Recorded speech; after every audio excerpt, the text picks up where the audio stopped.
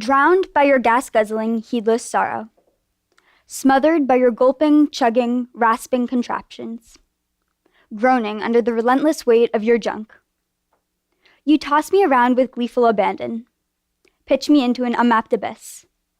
I gasp for air more than I need, and then you watch with mournful eyes as I tumble back down into the outstretched arms of my orbit. Blue swallowing up green. A tangle of grease and soot and rubble and people. Sweltering asphalt, charcoaled remains. You crown a fat tear dribbling down my helpless cheek? Mother Earth, or so I am called.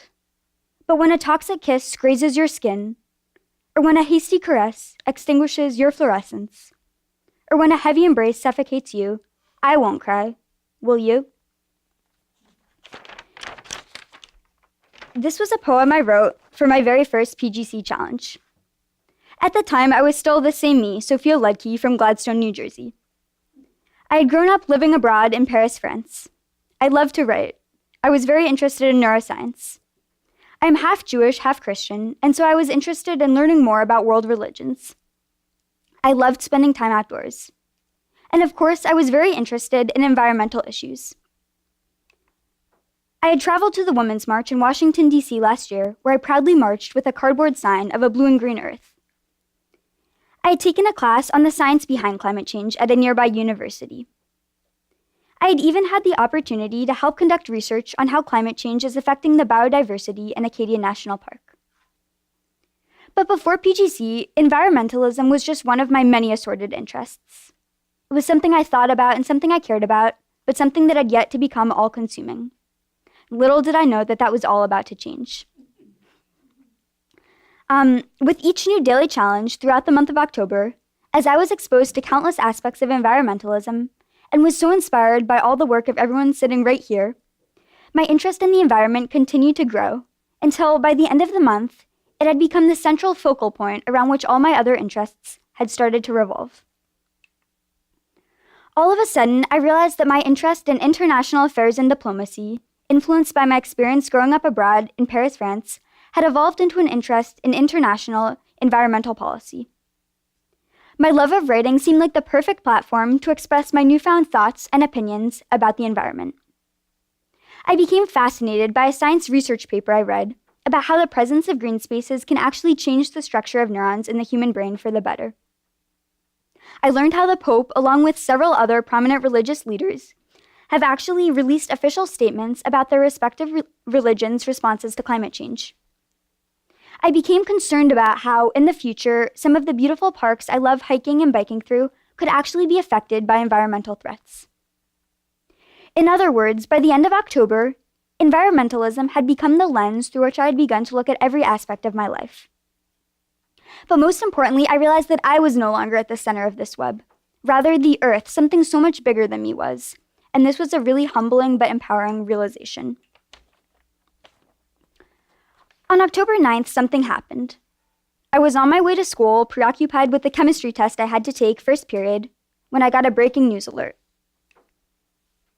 In big, bold letters, I saw the headline, "Major Climate Report describes a strong risk of crisis as early as 2040. For the rest of the day, during free periods, between classes, even during classes, I read article after article about the report, trying to understand how we had done this to our planet. First, PGC had come along, and then this report, both calling me to action, mobilizing me to think more deeply than I'd ever had to think before. It was then that I realized that this was what I wanted to do with my life. Whether through science or writing or policy making or something else altogether, I still don't know. But the UN climate report cemented in me the desire to spend the rest of my life working to protect our planet. With this newfound mobilization, I felt like I started approaching each PGC challenge with that much more passion and thought. For the Renewable Energy Challenge, in the context of the UN Climate Report, I wrote an article that was published in my school newspaper, calling on my school to switch to renewable energy. I talked about how angry and helpless I felt when confronted with these two opposing worldviews. That of a scientifically backed report mandating that we take immediate action, clashing with the intentions of a president who is taking actions completely in opposition to these reports. Halfway through the article, however, my tone shifted a little, and I started talking about how important valiant and unrelenting grassroots efforts can be. I explained how a patchwork of environmental action signifies to politicians that constituents care. And when enough constituents are demanding loudly and passionately enough for environmental action to be taken on the national level, then politicians will have no choice but to listen to these demands and to start fighting for legislation that will reduce CO2 emissions on a national level. In this spirit of grassroots efforts that start close to home, I began to do research for the Environmental Justice Challenge. I learned that Newark Academy, the independent school that I am fortunate to attend, used to be located in the city of Newark, New Jersey, at the intersection between Orange Street and First Street. Today, at that very intersection, lie two low-income housing complexes known as Academy Spires in reference to my school. I was upset to learn about the countless environmental injustices that the residents of Academy Spires face, from contaminated drinking water to air pollution to little access to healthy food. The living conditions in the housing complex have been described as unbearable by some and as the worst they have ever seen by others. I felt upset and even a little guilty when I realized that such a dramatic divide in terms of privilege and environmental discrimination exists right in my backyard. But I soon realized that I shouldn't let this discomfort make me shy away from the issue altogether. So I took the opportunity to write to Cory Booker, my state senator, explaining my school's personal connection to the issue and voicing support for legislation that will hopefully reduce some of these environmental injustices in the future.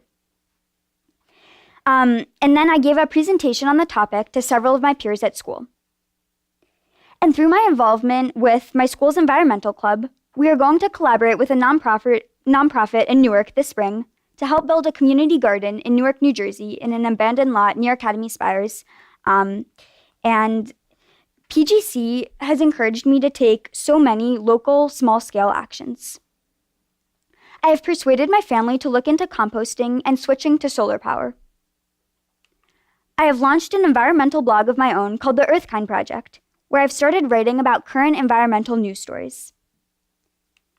And I am working on plans with my school for a New Jersey High School Environmental Summit this spring, which will bring together environmental leaders from several nearby high schools.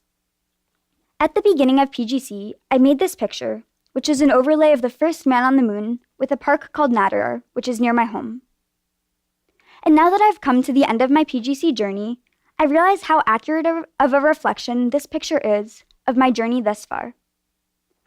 Even as we continue to explore the outermost reaches of our planet and think about these big global scale issues, we must never forget that action begins in our very own backyards. Thank you for listening.